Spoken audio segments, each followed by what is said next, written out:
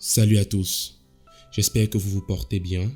Bienvenue dans ce nouvel épisode de Idiomatic Monday by English with Stone. Avant de commencer la vidéo d'aujourd'hui, j'aimerais vous remercier pour vos diverses réactions et commentaires à la dernière. J'aimerais aussi présenter cette phrase d'une abonnée que j'ai trouvée assez intéressante parce qu'elle est illustrative des deux expressions que nous avons vues lundi dernier.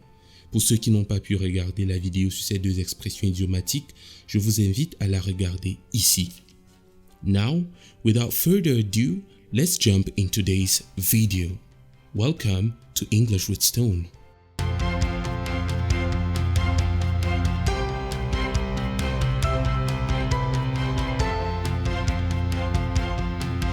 Bienvenue une fois de plus à ce nouvel épisode d'Idiomatic Monday by English with Stone, le troisième que nous faisons depuis le début du confinement. Parlant de confinement, j'espère que ça se passe bien de votre côté et que vous gérez assez bien cette période qui est assez difficile pour nous tous. Poursuivons donc notre série d'expressions idiomatiques en anglais.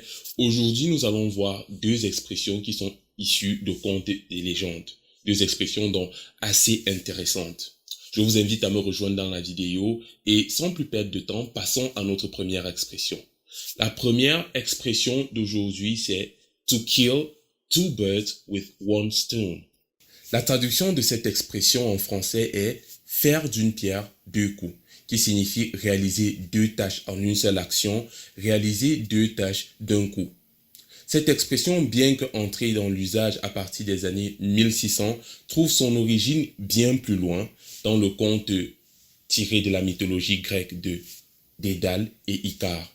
Conte dans lequel Dédale, avec son fils Icare, avait été enfermé par le roi Minos dans un labyrinthe construit par lui-même Dédale. Sauf que dans ce labyrinthe, une fois à l'intérieur, personne ne pouvait plus s'échapper.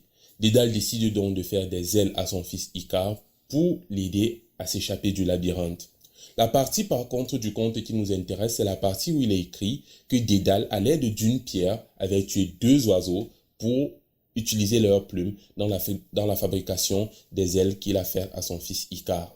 C'est donc de là que cette expression tire son origine, mais elle entrera en usage par contre dans les années 1600 où plusieurs auteurs décident donc de l'utiliser dans leurs œuvres littéraires. Un exemple de phrase avec cette expression serait « I told you a tale of the Greek mythology while teaching you a new expression and killed two birds with one stone. » Je vous ai raconté une fable de la mythologie grecque en vous enseignant une nouvelle expression. J'ai fait d'une pierre deux coups. Je tiens à préciser par contre que pour cette expression, il y a des variantes. Pour certaines personnes qui trouvent le verbe to kill un peu trop fort, ils vont utiliser le verbe to hit, qui est en fait cogner. Dans cette expression, on aura une variante qui sera to hit two birds with one stone, au lieu de to kill two birds with one stone. Les deux voulant dire la même chose en français, faire d'une pierre deux coups. Passons donc à notre seconde expression du jour. La seconde expression d'aujourd'hui est « to kill the goose that lays the golden egg ». En français, tuer la poule aux œufs d'or. Cette expression signifie tout simplement sacrifier une situation confortable que nous avons maintenant pour espérer en obtenir une autre de meilleure. Sauf que dans le cas de cette expression-ci, nous n'obtenons aucune de ces situations-là. C'est-à-dire nous perdons non seulement la situation confortable que nous avions déjà, mais aussi l'hypothétique situation confortable que nous étions en train de chercher. Cette expression tire son origine dans un conte d'Ésope, dans une fable d'Ésope, la fable de la poule aux œufs d'or, qui met en scène un fermier et sa femme qui avaient un poulet, une poule plutôt, qui leur donnait des œufs d'or, et qui un jour, par égoïsme ou par curiosité, ont décidé de sacrifier, de tuer cette poule, espérant qu'à l'intérieur, elle serait toute dorée, elle serait toute pavée d'or. Sauf qu'après l'avoir tuée, cette poule s'est révélée être une poule naturelle. Du moins, l'intérieur de cette poule était pareil, était semblable à l'intérieur de toutes les poules que nous connaissons, du moins que ces fermiers la connaissaient. Ils se sont donc retrouvés en train de perdre non seulement le poulet, les œufs, mais aussi la principale source de revenus qu'ils avaient. C'est donc de là que cette expression a été tirée.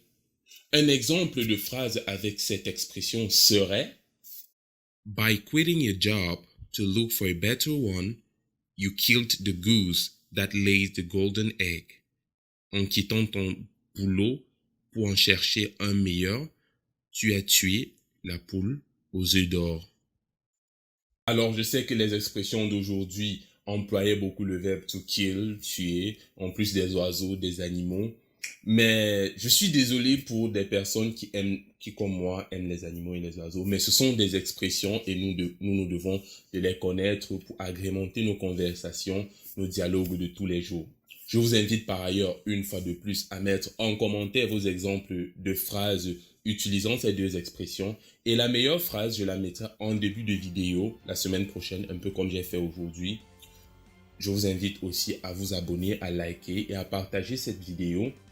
À bientôt pour la prochaine vidéo. Et entre-temps, évitez de tuer la poule aux œufs d'or en cherchant à faire d'une pierre deux coups. I'll catch you in the next video. Ciao.